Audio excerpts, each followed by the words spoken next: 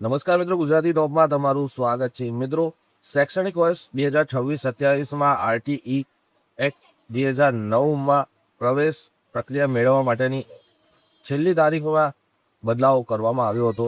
તો મિત્રો, પ્રવેશ પ્રક્રિયાના પ્રથમ રાઉન્ડમાં જાહેરાત કરવાની તારીખ પણ બદલાઈ ગઈ છે.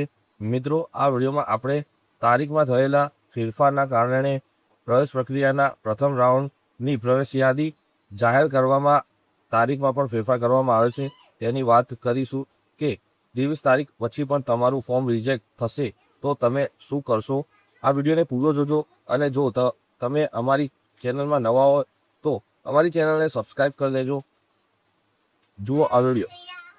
નમસ્કાર મિત્રો, શૈક્ષણિક વર્ષ 2026-27માં આરટીઈ હેઠળ તમે પ્રવેશ પ્રક્રિયા મેળવવાની તારીખમાં બદલાવ કરવામાં આવ્યો છે તે આજે આપણે આ વિડીયોમાં ચર્ચા કરીશું. આરટીઈ પ્રવેશ પ્રક્રિયાનો સંભવિત કાર્યક્રમ પણ જાહેર કરવામાં આવ્યો છે. મિત્રો, તમે જોઈ શકો છો આ વિડીયોમાં કે કઈ રીતે તારીખોમાં બદલાવ કરવામાં આવ્યો છે. નમસ્કાર મિત્રો, શૈક્ષણિક વર્ષ 2026-27માં આરટીઈ હેઠળ તમે પ્રવેશ પ્રક્રિયા મેળવવાની તારીખમાં બદલાવ કરવામાં આવ્યો છે તે આજે આપણે આ વિડીયોમાં ચર્ચા કરીશું. આરટીઈ પ્રવેશ પ્રક્રિયાનો સંભવિત કાર્યક્રમ પણ જાહેર કરવામાં આવ્યો છે. મિત્રો, તમે જોઈ શકો છો આ વિડીયોમાં કે કઈ રીતે તારીખોમાં બદલાવ કરવામાં આવ્યો છે. મિત્રો, તમે જોઈ શકો છો આ વિડીયોમાં કે ઓનલાઈન ફોર્મ ભરવામાં આપવામાં થતા દિવસો જે વધારવામાં આવે છે તેને દિવસ 20 કરવામાં આવે છે. 4 એપ્રિલ 2026થી 23/4/2026 એપ્રિલ સુધી આ ફોર્મ ભરવાના છે. મિત્રો, એટલે કે આજે છેલ્લો દિવસ છે. જિલ્લા કક્ષાએ ઓનલાઈન ફોર્મ ભરવાની અને ચકાસણી કરી અપ્રૂવ રિજેક્ટ કરવાનો સમયગાળો પણ વધારવામાં આવ્યો છે, જે 25 તારીખ સુધી તમારા ફોર્મ અપ્રૂવ કે રિજેક્ટ કરવાનો સમયગાળો છે.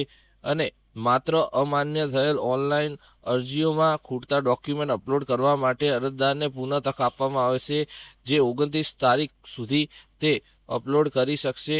અમાન્ય થયેલ અરજીઓ જ્યારે પુનઃ ડોક્યુમેન્ટ અપલોડ કરશે ત્યારે તેમની અરજીને ફરીથી ચકાસવામાં આવશે અને 27થી 30 તારીખ સુધી તેને અપ્રૂવ અને રિજેક્ટ કરવામાં આવશે. તેનો સમયગાળો પણ લંબાવવામાં આવ્યો છે. પ્રવેશ પ્રક્રિયાનો પ્રથમ રાઉન્ડની જાહેરાત એ 4 મે 2026ના રોજ કરવામાં આવશે. મિત્રો, ત્યારબાદ સીટ ફાળવણી કરવામાં આવશે અને પ્રવેશ પત્ર પ્રિન્ટ તમે ડાઉનલોડ કરી શકશો અને શાળામાં ડોક્યુમેન્ટ જમા કરી તેનો પ્રવેશ મેળવી શકશો. મિત્રો, આજના આ વિડીયોમાં આટલો જ. ફરી મળીશું નવા વિડીયો સાથે. Thank you.